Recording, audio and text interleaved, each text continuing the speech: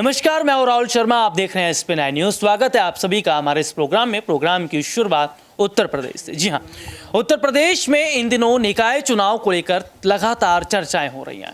अभी उपचुनाव को लेकर चर्चा कुछ वक्त पहले हो रही थी, अब निकाय चुनाव को लेकर चर्चा हो रही है। और सवाल ये है कि यूपी का निकाय चुनाव आखिरकार मार्च और अप्रैल तक क्यों ले जाया जा रहा है? क्या निकाय चुनाव से पहले बीजेपी समाजवादी पार्टी से डर गई है, या बीजेपी को ऐसा लग रहा है कि समाजवादी पार्टी का वो सामना नहीं कर पाएगी? हालांकि चुनाव का अगर जिक्र हुआ है तो चुनाव, चाहे मैं बात करता ही रहा हूं, प्रधानी के चुनाव हो या चुनाव निकाय चुनाव हो, उपचुनाव हो या विधानसभा के चुनाव हो, लोकसभा के चुनाव हो, चुनाव होते हैं और हर एक चुनाव की अहमियत होती है। देखिए, चुनाव का जिक्र कर रहा हूं तो खबर आ जाती है कि 3 राज्यों के चुनाव की तारीखों का ऐलान हुआ, प्रेस कॉन्फ्रेंस की गई चुनाव आयोग की तरफ से। और चुनाव आयोग जो है वो लगातार अब काम करना शुरू कर चुके, क्योंकि ये साल जो है चुनाव का दौर है और अगला साल जो है 2024, यानी कि एक बड़ा चुनाव, जो कि देश का चुनाव, जिसे लोकसभा चुनाव कहते हैं। तो ऐसे में चुनाव की चर्चाएं जिस तरह से हो रही हैं, यूपी का जिक्र इसलिए होता है क्योंकि यूपी से होकर दिल्ली का रास्ता निकलता है। इसी यूपी विधानसभा चुनाव जीतने के लिए प्रधानमंत्री नरेंद्र मोदी आखिरी वक्त में बनारस उतरते हैं।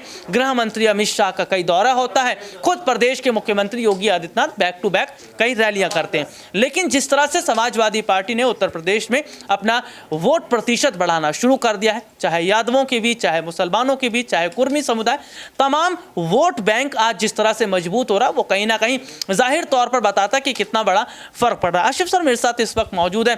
आशिफ सर, बहुत बहुत स्वागत है सबसे पहले तो आपका। और मेरा सवाल, यूपी निकाय चुनाव को खबर है कि मार्च और अप्रैल तक ले जाया जा रहा है। छोटे से निकाय चुनाव को मार्च और अप्रैल तक ले जाने की क्या ये वजह मानी जाए कि समाजवादी पार्टी जो अभी कई सीटों पर जीत कर आई है, उसको देखकर बीजेपी मान रही है कि अगर जल्दी चुनाव करवाए गए तो एक बार फिर जीतेगी समाजवादी पार्टी, इसलिए थोड़ा सा इसको दूर रखा जाए ताकि समाजवादी पार्टी को उतना वोट ना मिले? शुक्रिया राहुल सर। देखिए, जैसे जैसे निकाय चुनाव में डिले होता जा रहा है और जैसे जैसे देरी होगी, लाजमी है कि सवाल उठेंगे। लेकिन देखिए, इन सब के बीच में जो सबसे बड़ा सवाल है वो ये है कि आखिर जिस तरीके से हमारा आप देख रहे हैं कि अखिलेश यादव इन दिनों अभी जो है वो केसीआर से भी मुलाकात किए और अपर्णा को लेकर भी हमारा खबरें कर रहे थे। देखिए, मुझे समझ में आ गया है एक चीज़ की, इतनी स्टोरी हम सब ने भी की। अगर बीजेपी या चुनाव आयोग को चिंता होता आज जी, तो देखिए, लगातार मैं अगर बात करूं तो चर्चाएं हो रही हैं। और देखिए, जाहिर तौर पर जो हालात इस वक्त के बने हुए हैं, हालांकि थोड़ा सा दिक्कत हो गई थी, लेकिन हाँ, मैं चर्चा कर रहा था। देखिए, ये महत्वपूर्ण मुद्दा इसलिए बन जाता है क्योंकि चुनाव जो है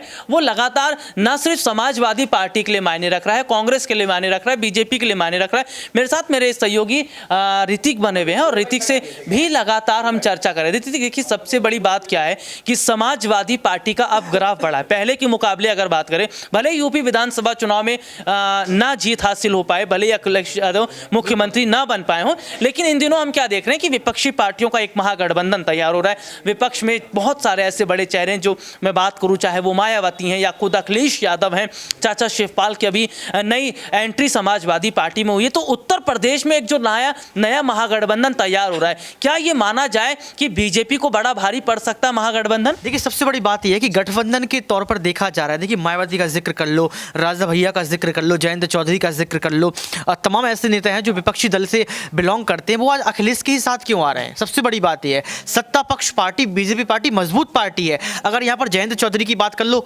बीजेपी में क्यों नहीं जाते? चंद्रशेखर आजाद बीजेपी में क्यों नहीं जाते? मायावती, जिसको कहा जाता है कि ये बीजेपी की बी पार्टी है, फिर भी बीजेपी का साथ क्यों नहीं देती हैं? राजा भैया कद्दावर नेता हैं, जबकि अखिलेश ने बहुत पीछे रखा था राजा भैया को। इसके बावजूद भी आज राजा भैया कहीं ना कहीं अखिलेश की तारीफ करते हैं, डिंपल को शुभकामनाएं देते हैं। ये है क्या?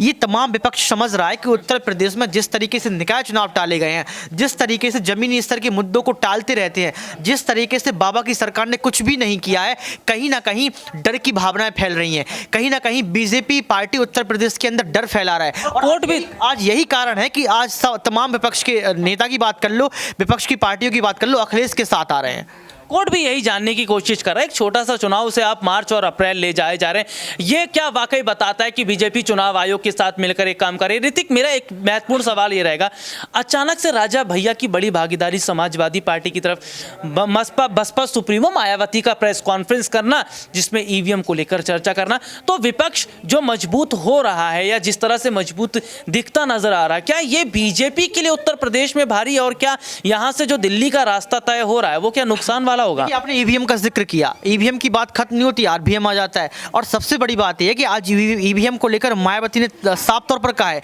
कि आप ईवीएम बैन करेंगे, चुनाव हम जीतेंगे। सबसे बड़ी बात, और ये सवाल योगी आदित्यनाथ से भी कहा गया, चुनाव आयोग से भी कहा गया है। उन्होंने यहाँ पर एग्जाम्पल भी दिया। मायावती ने कहा कि अंतर्राष्ट्रीय स्तर पर देखा गया है, तमाम लोकतांत्रिक देशों में देखा गया है जहाँ पर ईवीएम बैन कर दी गई है, बैलेट पेपर से चुनाव करवाए गए। तो आपको क्या दिक्कत है? मैं पूछता हूँ कि चुनाव आयोग को क्या दिक्कत है? एक बार विपक्ष की बात मान लो, विपक्ष इतना बड़ा है, सत्ता पक्ष की बात मानी जाती है, लेकिन लोकतांत्रिक देश में विपक्ष की अहम भूमिका होती है। हम लोग कहते हैं कि विकल्पों की उपलब्धता ही स्वतंत्रता है, और कहीं ना कहीं आज विपक्ष की स्वतंत्रता को छीना जा रहा है। तो मुझे लगता है कि यहाँ पर तमाम विपक्ष के जो नेता हैं अखिलेश का इसलिए साथ दे रहे हैं कि वो चाहते हैं कि विपक्ष की आवाज़ को ना दबा दिया जाए और जनता के पक्ष में, जनता के हित में काम हो।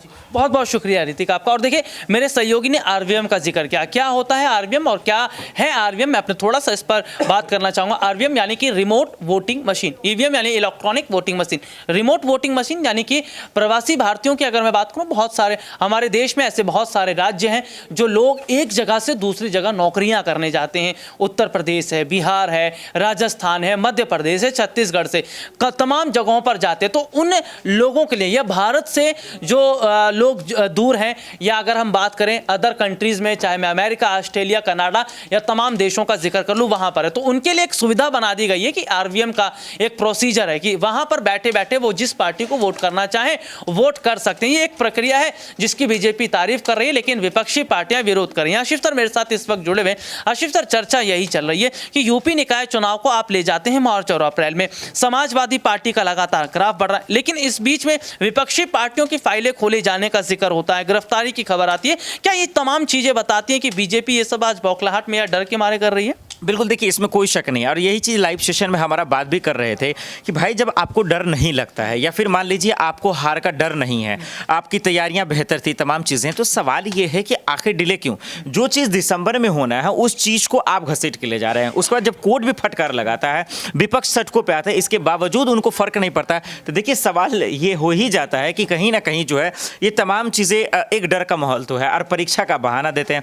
देखिए ईवीएम आरवीएम का आपने सही जिक्र किया कि अभी देख लीजिए, और इसको लेकर चुनाव आयोग हालांकि तैयारी कर रहा है। जितना धांधली राहुल सर ईवीएम को लेके हो रहा है, मुझे लगता है कि जब वो आ जाएगा तो और होगा। क्योंकि सोचिए मोबाइल में जो सोशल मीडिया के माध्यम से घोटाला होता है वो कितना, हालांकि देखिए ये प्रक्रिया ठीक है, लेकिन जो प्रोसीजर है, जो सिस्टम है हमारा, वो पूरी तरह से जो है खत्म है, जिसकी वजह से मुझे लगता है और भी आरोप लगा। तो चुनाव आयोग खास करके जो तमाम चीज़ों का 23 में जो होने वाले 9 राज्यों में सबको लेकर, मेघालय आज आपने ब्रेकिंग भी किया, लेकिन सवाल है निकाय चुनाव क्यों नहीं कराते? तो मुझे लगता है वाकई में एक डर का माहौल तो जरूर है। अच्छा सर, एक सवाल और, क्या चुनाव आयोग वाकई अभी से काम करना शुरू कर चुके? जिस तरह से हमने कई खबरें की हैं कि लगातार प्रेस कॉन्फ्रेंस की गई है, बाकायदा ये तैयारी की जा रही है कि क्या क्या माहौल है, तो चुनाव आयोग भी इस वक्त एक्टिव होता नजर आ रहा है? और क्या वाकई लग रहा है कि चुनावी माहौल है तो तमाम राजनीतिक पार्टियां आने वाले वक्त में कई बड़ी रैलियां करेंगे?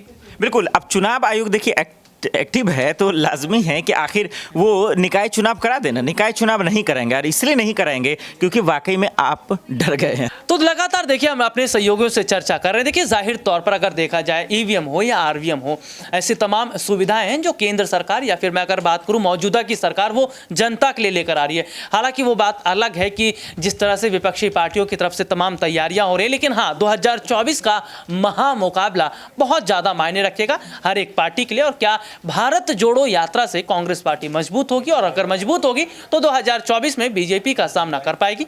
चलिए आज के लिए इतना ही, आपसे फिर दोबारा मुलाकात होगी, तब तक के लिए इजाजत दीजिए, नमस्कार।